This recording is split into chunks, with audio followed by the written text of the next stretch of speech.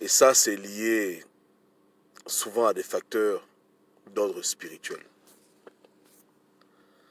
Les grandes corporations ont toujours une division ésotérique. Et comme c'est ésotérique, ce ne sont pas des choses qui sont publiées ou qui sont sues de tout le monde. Il n'y a que quelques individus dans les compagnies qui sont au courant qu'il y a une division ésotérique qui s'occupe de l'aspect spirituel de la compagnie. Ils n'en parlent pas, hein, mais de temps en temps dans des reportages, on te dira que le PDG de X ou Y compagnie va tous les dimanches voir son féticheur, son voyant ou quelqu'un qui lui tire les cartes. On en parle souvent à la télévision, mais les gens ne prêtent pas attention. Donc pourquoi est-ce qu'un monsieur qui est dans l'industrie, par exemple, informatique, de technologie de pointe, estime qu'il a besoin d'aller une fois par semaine offrir des cadeaux à son gourou ou faire des cérémonies pour son business pour que ça se passe bien? Parce qu'ils ont compris avec le temps que même si sur le plan humain tout est réglé, si le plan spirituel n'est pas réglé, il y aura des problèmes. Et comme beaucoup de gens ont recours à des forces spirituelles dans leur commerce, les forces spirituelles ne sont pas seulement là pour les aider, elles sont aussi là pour attaquer leur compétition. Par exemple, si moi j'ouvre mon magasin, hein, un magasin d'habits, et que un collègue à moi ouvre un magasin d'habits, on est dans la même rangée, si lui, par exemple, il a recours à des pratiques occultes pour asseoir sa clientèle, bien entendu, automatiquement, je suis dans sa compétition, donc ces esprits vont combattre mon business. C'est-à-dire que non seulement les esprits vont amener des clients chez lui, mais comme je suis sur sa compétition, puisque si les clients me voient, forcément les clients ne vont pas aller chez lui parce qu'on se partage des clients, puisqu'on fait la même chose. Ouais, non. Donc le plus souvent, les compagnies qui sont dans le même domaine, il y a des bagarres spirituelles. Il y a des conflits intenses. Ce que je dis maintenant est très compliqué, hein, mais quand j'aurai le temps, je vais m'asseoir devant mon PC et on pourra revenir dessus pour que les gens comprennent bien. Parce que c'est réel, ça se passe. Ouais. Donc, il y a des conflits terribles. Maintenant, ceux qui ont une division spirituelle, pour quelqu'un qui croit en Dieu, le département spirituel, c'est simplement la prière.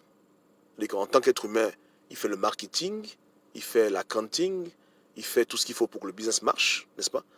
Et avant de dormir la nuit, il remet tout entre les mains de Dieu. Voilà. Lui l'enfant de Dieu, ça s'arrête là. Mais l'enfant de la perdition, lui, ça ne s'arrête pas là. Lui, il ne prie pas Dieu. Donc il a recours à des êtres, à des forces, à des puissances qu'il invoque par le canal de d'autres personnes. Et ça se passe tranquillement, au calme. Et quand il voit que ça marche, il met dedans de l'argent, des millions, et c'est là. Ouais, non. Donc tu vois, des corporations comme Nike, comme Adidas, comme Microsoft, ils ont leur marabout. Tu comprends? Non, je parle sérieux. Hein. Ils ont leur occultiste. Ils ont des gens qui les conseillent sur le plan de vue spirituel pour qu'ils puissent continuer à avancer. Ils ont leur rituel. Voilà. Mais comme je dis, il faut être dans le milieu pour savoir ces choses-là. Ils ne vont jamais en parler. Ce sera écrit nulle part. Mais ils ont un budget pour le côté spirituel de leur entreprise. Donc, le commerçant qui vient dans une surface et qui essaye de commencer son petit business, il vend ses habits tranquillement. Il est entouré d'autres commerçants qui vendent des habits, mais qui ont tous leurs médicaments, qui ont leurs fétiches, leurs amulettes, beaucoup de choses. Il va souffrir. Par exemple, il a des beaux habits, il a des bons prix, mais il va se rendre compte qu'il y a des rats qui vont venir manger les habits.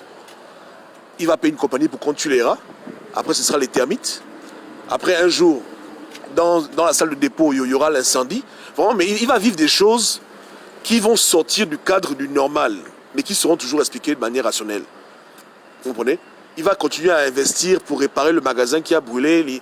Après, un matin, il vient, il se réveille, il voit, il y a l'eau dans la salle, les habits sont mouillés. Ils vont le faire tellement ça dure qu'à la fin, ils seront obligés de déclarer faillite.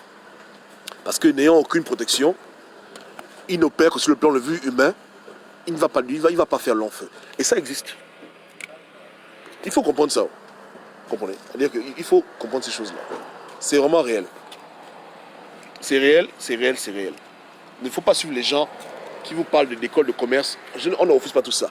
Mais au-delà de l'école de commerce, il y a aussi les connaissances que ces gens-là obtiennent parce qu'ils savent que le monde n'est pas simple. Donc ils ne prennent aucun risque. Encore que dans les cultures orientales, ils en parlent. Remarque, quand tu vas dans un petit restaurant chinois, quand tu rentres dans le restaurant chinois, tu vois un totem, souvent tu vois un petit panda, ou tu vois la statue de Bouddha où on met de l'argent. C'est le truc. Eux, moi, ils te montrent clairement que pour qu'on ait les clients, voilà ce qu'on fait. Mais les compagnies des Blancs, eux, ils sont les plus sournois, ils ne te disent rien. Tu vois, dans la compagnie, tout est beau, tout est lumineux, machin, machin, machin. Mais le propriétaire de la compagnie, il est tous les jours chez le voyant. Tous les jours. Et donc, ce qu'il fait là-bas, il engage tout le monde dedans. Tu comprends? Ou bien il est dans les... Bon, l'horoscope, c'est encore léger. Hein? Ou bien il est dans un milieu ésotérique où on lui demande de faire des prières à minuit, machin. Il y a tout un programme, toutes sortes de cérémonies pour que son business fonctionne. Et peu de gens le savent. Donc, quand tu rentres dans le monde des affaires, comprends que tu rentres dans le monde de l'argent. Dans le monde de l'argent, il n'y a pas de pitié. Il n'y a aucune pitié. C'est la compétition à haute échelle. Hein? Et les gens ne sont pas simples. Donc si tu es athée, tu n'iras pas loin. Il est mieux de rentrer dedans, être un vrai sataniste ou être un vrai enfant de Dieu. Si tu veux être les gens de personnes que, oh, ok, moi j'ai fait l'école, tu vas te retrouver dans la rue, pauvre, misérable, parce que tu vas te faire déchirer en morceaux. C'est pas un monde de gens qui sont là, juste les livres dans la tête. C'est un monde où les gens ils ont 4, 6, 20, 8 yeux. Tu comprends? Non. Que ce soit les Coréens, les Japonais, les Français, les Américains, les Russes, tout le monde marche comme ça. Non, il y en a qui craignent Dieu, ils se limitent à la prière. Il y en a qui vont plus loin. Et quand je dis plus loin, ça peut aller vraiment plus loin. Ah oui. Ils font des cérémonies terribles, des trucs très graves. Dans le dos le dos des employés, le dos des gens, personne n'est au courant de ça. Donc, ça c'est l'introduction, on en reparlera quand je reviendrai. Je dois prendre quelques semaines pour régler des trucs, je suis entré en prière.